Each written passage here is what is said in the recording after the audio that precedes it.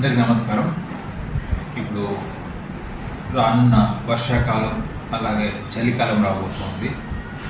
ఈ కాలంలో ముఖ్యంగా చిన్నపిల్లల్లో ఎట్లాంటి జబ్బులు, ఏం జాగ్రత్త తీసుకోవాలి అనే విషయం మీద కొన్ని విషయాలు చెప్తాను.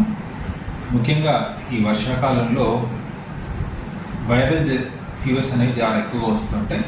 ఈ వైరల్ జ్వరాలు అంటే జ్వరము, జలుబు, దగ్గు, ఆయాసంతో కూడా న్యూమోనియాలు ఇలాంటివి వచ్చే అవకాశాలు ఎక్కువ ఉంటాయి.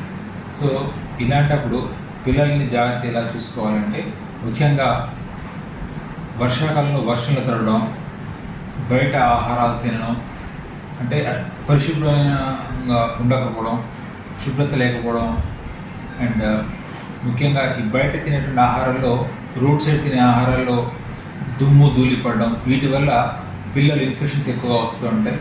అండ్ ముఖ్యంగా ఈ జలుబు, దగ్గు, జ్వరాలతో పాటు వచ్చేటువంటి న్యూమోనియాలు ఎక్కువ ఉంటాయి ఈ కాలంలో. అందుకని పిల్లల్ని వీలైనంత కూడా జాగ్రత్తగా కాపాడుకోవాలి. ముఖ్యంగా వర్షాకాలంలో బయట చలిగాలి తిరగనివద్దు, వర్షంలో ఎక్కువ తడవనివ్వకుండా ఉండండి, బయట ఆహారం తీసుకోకుండా చూసుకోండి.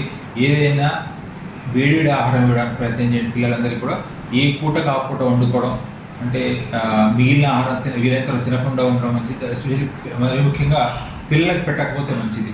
ఏ పూట అప్పుడు వేడివేడిగా ఆహారం తయారు చేసి పెట్టండి, ఫ్రెష్గా ఆహారం తయారు చేసి పెట్టండి, బయట ఫుడ్ ఏవి పెట్టకండి. అలాగే ఇవి వర్షాకాలంలో ముఖ్యంగా నీటి ద్వారా వచ్చేటువంటి జబ్బులు ఎక్కువ ప్రబలుతుంటాయి.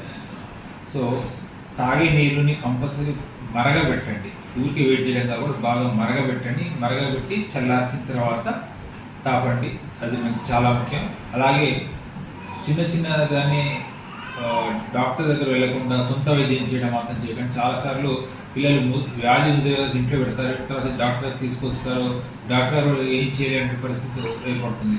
సో ఇంటి దగ్గర సొంత వైద్యాలు చేయకండి. అలాగే క్వాక్స్ దగ్గరికి వెళ్ళకండి, అంటే వచ్చి రాని వైద్యం చేసేటువంటి ఊర్లలో ఉండేటువంటి వాళ్ళ దగ్గర చేయించకండి. ఒక స్పెషలిస్ట్ వైద్యుల దగ్గర వైద్యం చేయించండి, మంచి ఆరోగ్యాన్ని పొందండి.